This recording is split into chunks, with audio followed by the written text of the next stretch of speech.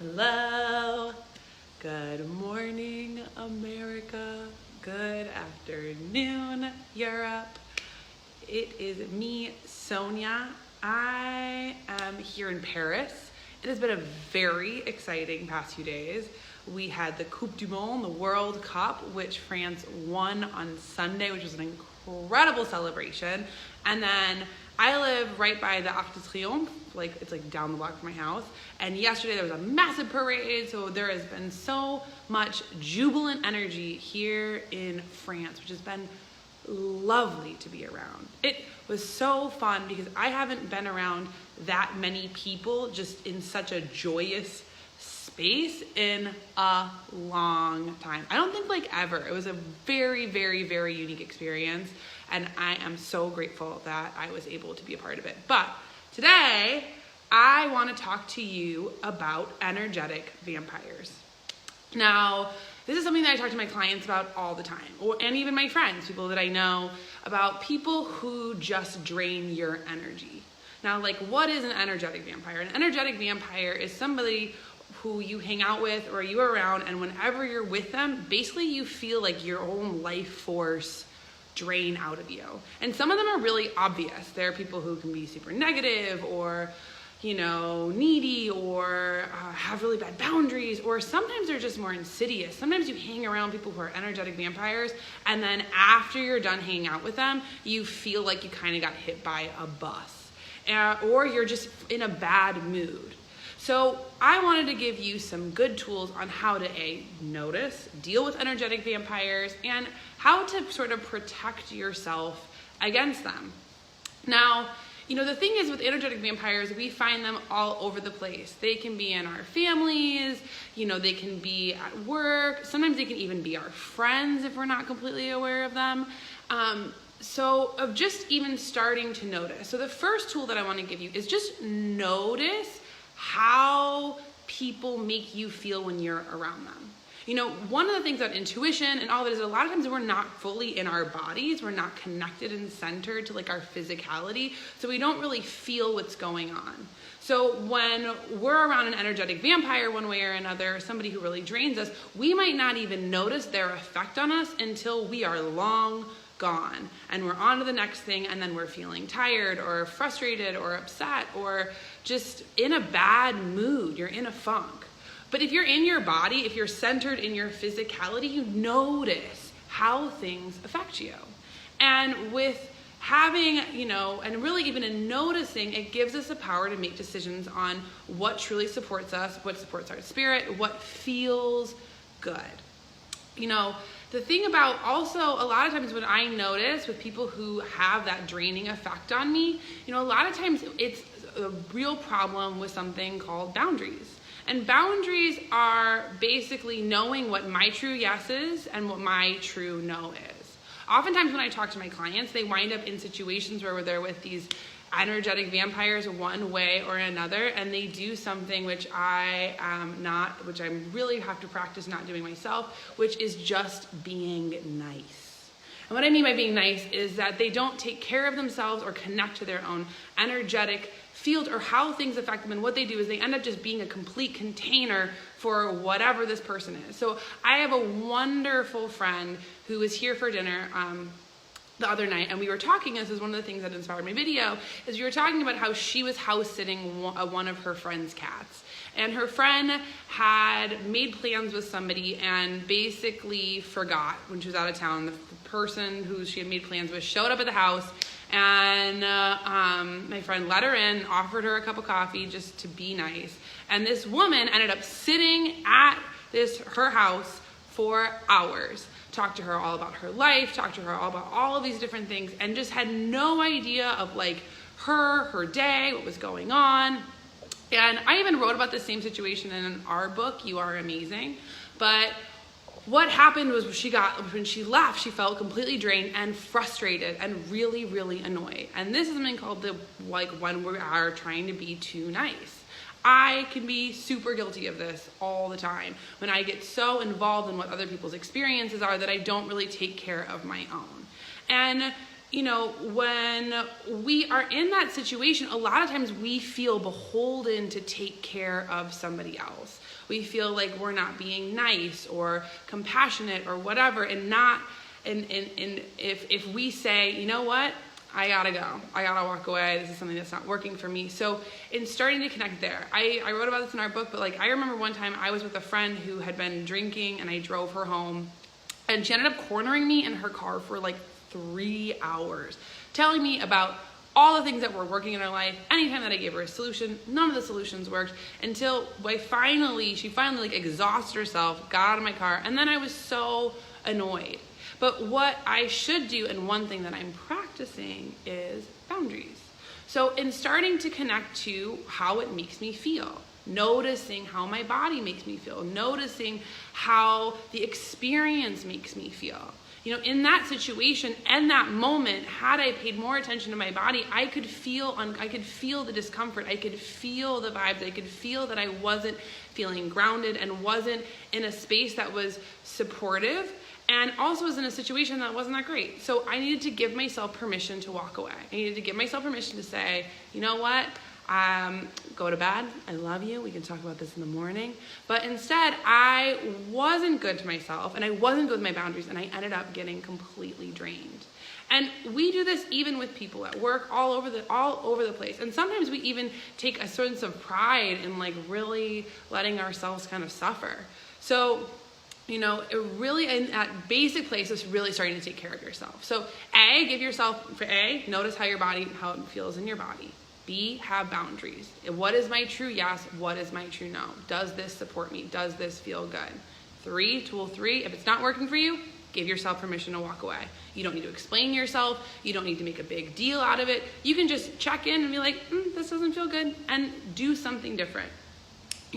Another tool that I like to tell my clients, and because sometimes we have energetic vampires at work, or they might be our boss, or somebody that we necessarily can't just extricate ourselves from the situation.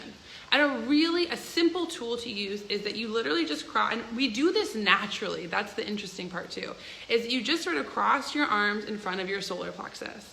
This gives us a space so that we don't just receive in the energy and drink it into our physicality.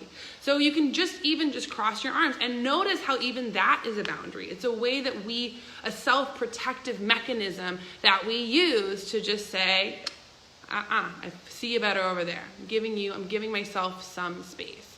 So if you're with your boss or somebody who you just really can't get away from, cross your arms. And again, use your breathing. I love this tool that I use all the time. It's one of my favorite meditative tools. It's very simple. It's called box breathing.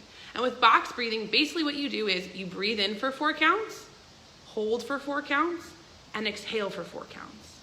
And what that does is it allows you to stay in your body, and so that your sympathetic nervous system doesn't get triggered. Because a lot of times what happens is we get into fight or flight. And when we're in that space, the first thing that goes is our breath.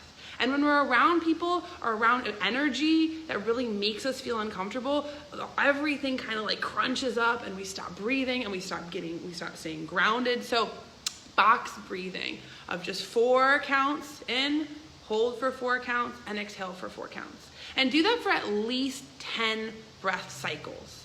And really allow yourself to feel where your breath is. Are you breathing in your chest? Are you breathing deep into your belly? Are you feeling grounded in your physicality?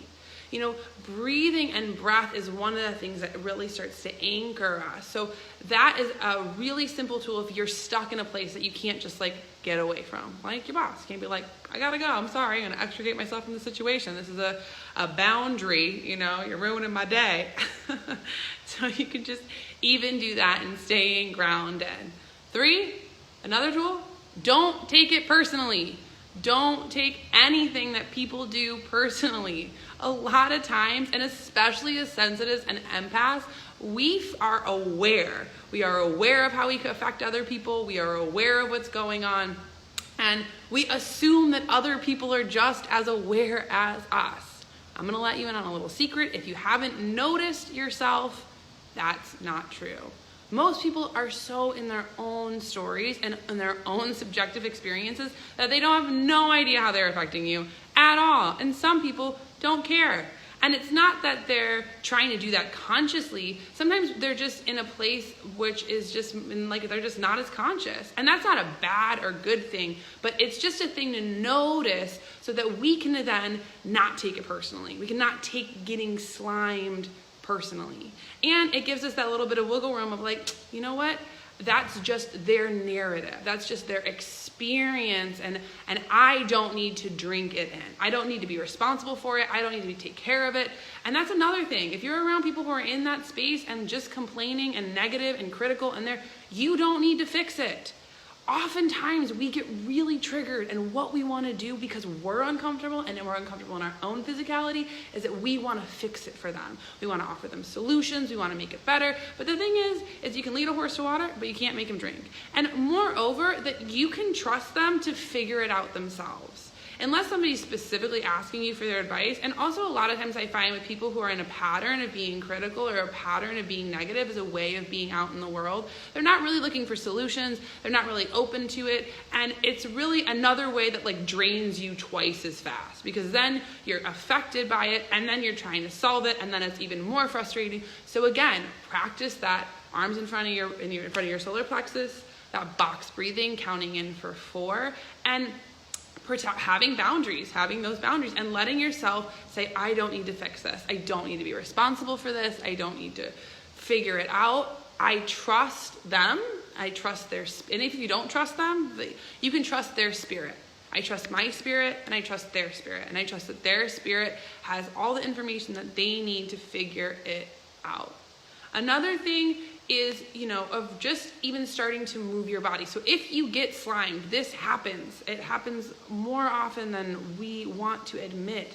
Or where we get triggered, where our own nervous system, it's like we're confronted with an energetic vampire in one way or another, and we are affected by their energy, and we walk away. And sometimes, like for me, when that happens, oftentimes I'll find myself even getting frustrated with myself that I was even affected. I was like, ugh, I knew that was going to be like that. Why am I feeling this way? Why am I letting myself feel this way? First of all, practice having compassion for yourself. The thing is, we have things in our brains called mirror neurons. So when somebody's having an experience, we mirror them. We naturally entrain. Vibration naturally entrains. And you'll notice this, just like if somebody's having a bad vibe or in a bad mood, how you're more easily affected. Or vice versa, if somebody's in a good mood, how that affects your energy. Energy entrains. So if you're feeling ungrounded, if you're feeling affected and feeling like I shouldn't feel this way, rule, don't should on yourself. Don't should on yourself. And that's just a rule in life. Don't should on yourself. Really notice when you say the word should. And really use this as a practice to be compassionate. Compassionate with ourselves, compassionate with our spirits, compassionate with our physical bodies, compassionate with the experience that we just had. A lot of times that was a tough situation that we just went through and we're negatively affected, and that's okay. As sensitive beings, it's okay to be affected. We don't have to run off to the races then and then be hard on ourselves for being affected. We can just notice and use it as a place to practice compassion. It's like, that was really hard. It's okay. Like I say that to myself all the time. When I get slimed and then I'm hard on myself, I will literally put a hand on my heart and I'll just be like, it's okay. You're okay. It's okay that you're feeling that. You're feeling stressed. You're feeling whatever it is. And that helps to give me a little bit more space to make decisions that actually support me. Another great tool is move the energy. Move the energy. You don't want all of that stuff to just stagnate inside your physicality. Once we start to move the energy, and you can do that in a million different ways. I always love a dance party. I'm partial, I love a dance. But like putting on some music, singing, dancing, even going for a walk, whatever it is, move that energy. And even if like you're stuck in the office or something, just like take a lap. Go to the bathroom, do some stretching, you can do some desk stretching, some dynamic stretching, and getting back into you, getting back into your own energy field. Or even sometimes I'll just put my hand over my own little aura. I'm like, where am I feeling the suckers? Where am I feeling this bad vibes that kind of get stuck in me? And I'll literally just like pull them off, throw them away. Get out of here, out of my energy field, get out of my personal space. So moving our bodies connects us back into our physicality. Pulling off, and really, the reason why I keep being connect to your body is then you can really connect to what is your vibration. Your vibration is very distinct from somebody else's. You know how your vibration feels. You know what you feel like. And when we're not paying attention and other people get in there, we maybe sometimes aren't aware what's our energy and what's somebody else's. So even in just that, and then moving our bodies lets us move the energy through so that we're not stuck. And in terms of connecting to our intuition, to our higher self, any of it, moving is so important so that we can feel the vibe and we can move with it. And, like I said, practice having compassion. Practice even having compassion first and foremost for yourself. We can really get into wanting to be compassionate towards other people, and I love that practice. But if we don't have compassion on a baseline for ourselves first, sometimes we're not actually practicing compassion towards others. We're just telling ourselves that we need to get over it, or invalidating our own experience in one way or another. So if we practice having compassion for ourselves, that was a really stressful situation. That was really difficult for me. I was really affected. And then giving ourselves, we use our box breathing, moving our energy, sing, dance, whatever, go for a walk. And then even practicing that compassion piece. Then in that new space, we can practice having compassion for the other person. Gosh, it must be really hard to live in that body. It must be really hard to be in that energy field and that amount of density, And then we can come from a place of genuine compassion instead of you should just be okay with it. Because it's okay to not be okay with it. It's okay to not feel great if somebody drains your energy. So this was my whole download of my Reader's Digest of what to do if you are around energetic vampires. I'm super grateful for you tuning in. Thank you. I love you. And Sabrina and I are going to be shooting a bunch of different videos. So if you have anything that you want to know about, I don't know, how to build an altar, what your spirit guides' names are, how to access your intuition, how to tell the difference between your head and your heart, how, whatever it is, send us a DM. We are super curious and would love to do anything that we can to support you in connecting to your intuition, your spirit, and living a heart-centered, authentic life. And giving you tools that you can do that right now. You can use all those tools today. I am sending you all my love. I love you. You're so good looking. Have a beautiful rest of your day because you deserve it. Love you. Bye.